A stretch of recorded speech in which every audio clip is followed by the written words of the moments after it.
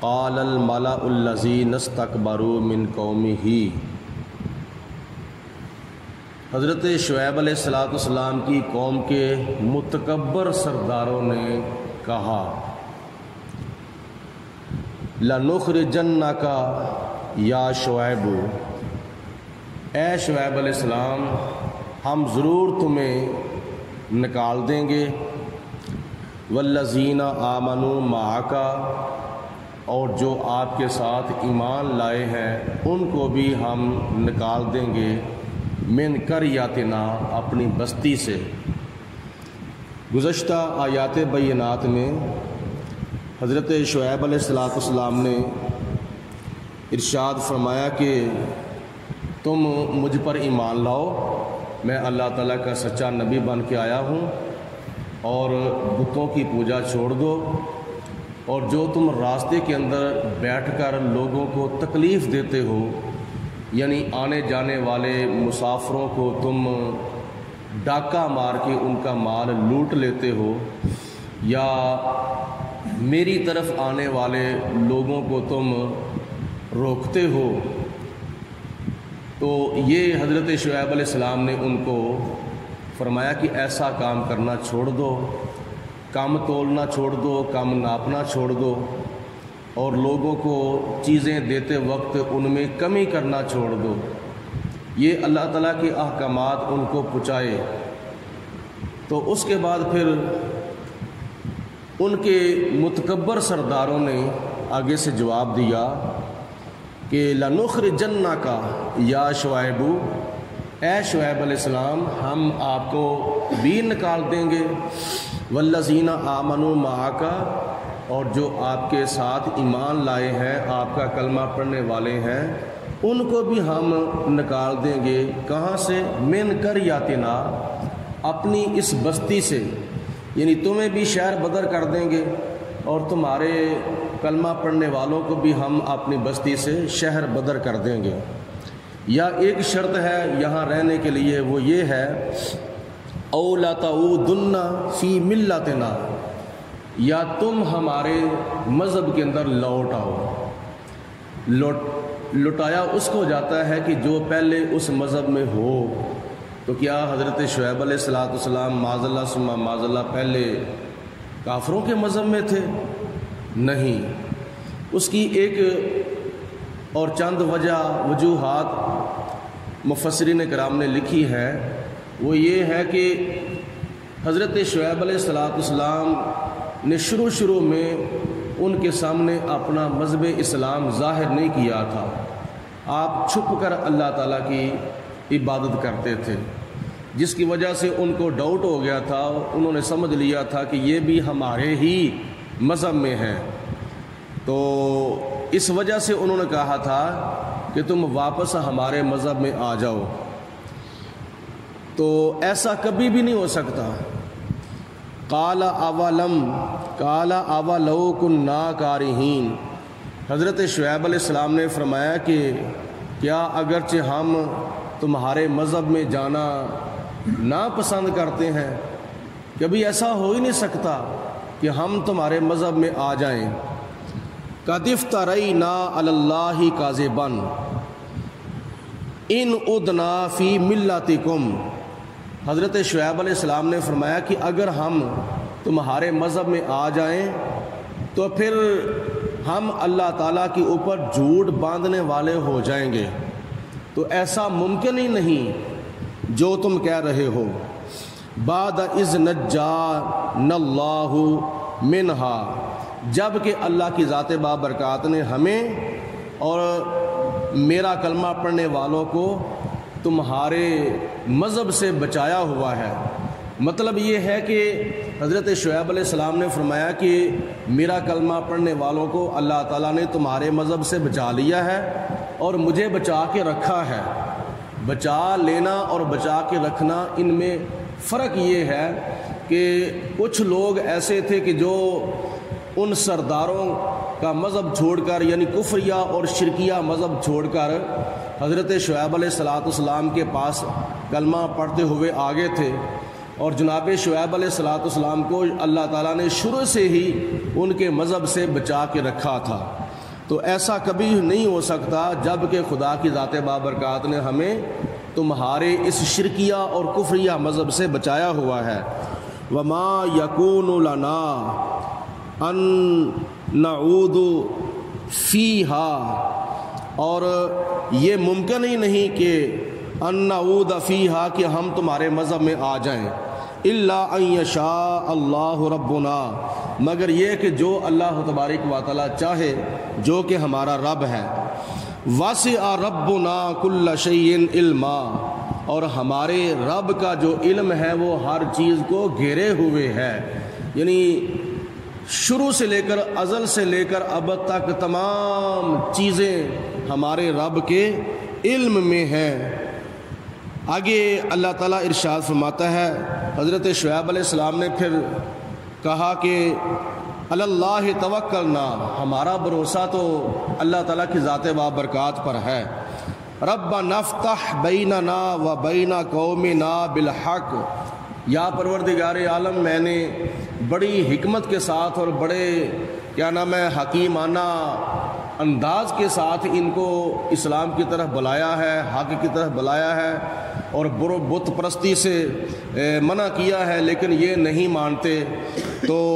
میری تیری بارگاہ میں دعا ہے کہ اے پروردگار عالم، ہمارے اور ہماری قوم کافر کے درمیان ایسا فیصلہ فرما دے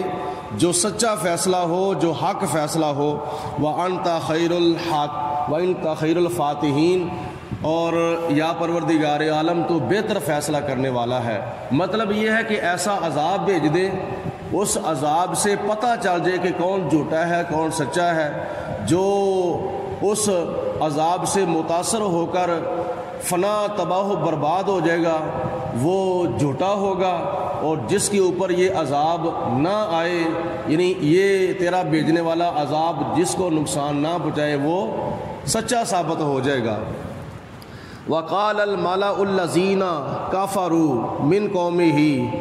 اور حضرت شعیب علیہ السلام کی کافر قوم میں سے کافروں نے، کافر سرداروں نے کہا، لَإِنِ اتَّبَعْتُمْ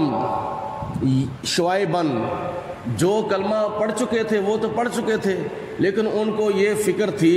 کہ کہیں اور بھی حضرت شعیب علیہ السلام کا لوگ کلمہ نہ پڑھ لیں، تو ان کو متنبہ اور خبردار کرتے ہوئے قوم کے سرداروں نے کہا کہ اگر تم نے حضرت شعیب علیہ السلام کا کلمہ پڑھا، حضرت شعیب علیہ السلام کی تم نے اگر اتباع کی، یا حضرت شعیب علیہ السلام کی تم نے پیروی کی، تو انکم اذا لخاسرون، بے شک تم نقصان اٹھانے والے ہو جاؤ گے، یعنی تمہارا نقصان ہوگا، تمہارے ساتھ ہمارے معاشی تعلقات جو ہیں وہ ختم ہو جائیں گے، اور پھر تمہارے بیوی بچے جو ہیں وہ بھوکے مر جائیں گے، یعنی تمہارے لیے نقصان ہی نقصان ہوگا۔ تو کیا ہوا، اللہ کی ذات بابرکات نے پھر عذاب بھیجا، فآخذتہم الرجفۃ، اللہ کی ذات بابرکات نے ان کے اوپر زلزلے کا عذاب بھیجا، اس زلزلے نے پھر ان کو پکڑ لیا، یعنی اپنی گرفت میں لے لیا۔ یہاں پہ اللہ تعالیٰ کی ذات بابرکات نے ان کے اوپر زلزلے کا عذاب جو ہے وہ نازل فرمایا ہے، اور سورۃ ہود کے اندر حضرت شعیب علیہ السلام کی قوم کے اوپر جو عذاب آیا تھا وہ ایک دردناک اور خوفناک اور ہولناک چیخ تھی، اس چیخ کی وجہ سے ان کو تباہ و برباد کر دیا گیا تھا۔ مفسرین کرام لکھتے ہیں کہ یہاں زلزلے کا ذکر ہے اور سورۃ ہود کے اندر دردناک اور ہولناک اور خوفناک چیخ کا ذکر ہے، تو دو باتیں آپس میں پھر کیسے ملیں گی؟ تو اس کا جواب مفسرین نے لکھا ہے کہ جس زلزلے کا آغاز حضرت شعیب علیہ السلام کی کافر قوم کے اوپر ہوا تھا، اس کا آغاز جو ہے وہ دردناک چیخ سے ہوا تھا، دردناک آواز سے اور ہولناک آواز سے ہوا تھا۔ تو اس لیے اللہ کی ذات بابرکات نے ان کے اوپر دو قسم کے عذاب بھیجے، دردناک اور خوفناک چیخ کی آواز، اور اوپر سے آواز آئی، اور نیچے سے ان کو زلزلے نے اپنی گرفت میں لے لیا۔ تو خدا کی ذات بابرکات نے آگے فرمایا فَأَصْبَحُوا فِي دَارِهِمْ جَاثِمِينَ، جب صبح ہوئی تھی تو صبح ہوتے ہی حضرت شعیب علیہ السلام نے دیکھا کہ وہ اپنے اپنے گھروں میں اوندے یعنی منہ کے بل پڑے ہوئے تھے، یعنی مر گئے تھے، تباہ و برباد ہو چکے تھے، ان کے مکانات جو تھے وہ نیست و نابود ہو چکے تھے، ان کے بڑے بڑے محلات جو فلک بوس محلات تھے وہ زمین بوس ہو گئے۔ الذین کذبوا شعیبا، جن لوگوں نے حضرت شعیب علیہ السلام کو جھٹلایا، کأن لم یغنوا فیہا، گویا کہ وہ ایسے برباد اور تباہ ہو گئے جیسے اپنے گھروں کے اندر کوئی بستا ہی نہیں تھا، جیسے کوئی یہاں آباد ہی نہیں تھا کوئی بھی۔ الذین کذبوا شعیبا، اور جن لوگوں نے حضرت شعیب علیہ السلام کو جھٹلایا، کانوا ھم الخاسرون، تو یہ کانوا ھم الخاسرین، تو یہ لوگ دونوں جہانوں میں گھاٹا پانے والے ہو گئے، دنیا اور آخرت میں نقصان اٹھانے والے ہو گئے۔ فتولی عنہم، جب حضرت شعیب علیہ السلام نے ان کو دیکھا کہ وہ مر گئے ہیں، تباہ و برباد ہو گئے ہیں، تو آپ نے ان سے منہ پھیر لیا۔ قال یا قومی، اور ساتھ یہ فرمایا کہ اے میری قوم، لقد ابلغتکم رسالات ربی، بے شک میں نے اللہ کا پیغام جو تھا وہ تم تک پہنچا دیا ہے، یعنی جتنے بھی میرے رب نے مجھے پیغامات بھیجے تھے حضرت جبرائیل علیہ السلام کے ذریعے، وہ پیغامات میں نے تم تک پہنچا دیے ہیں، حالانکہ وہ مرے پڑے تھے، مردہ ہو چکے تھے، تباہ و برباد ہو چکے تھے، نیست و نابود ہو چکے تھے، زبان سے بول نہیں سکتے تھے، آنکھوں سے دیکھ نہیں سکتے تھے، لیکن ان مردوں کو حضرت شعیب علیہ السلام نے پکارا اور خطاب فرمایا۔ اسی طرح پچھلی چند آیات کے اندر حضرت لوط علیہ السلام نے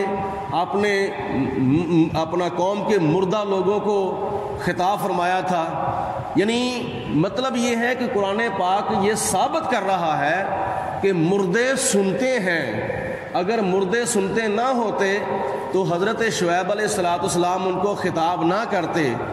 اور بخاری شریف کی حدیث پاک میں آتا ہے کہ جب جنگ بدر ختم ہو گئی، اللہ کی ذات بابرکات نے بدر کے مجاہدوں کو 313 کو فتح کامیابی عطا فرمائی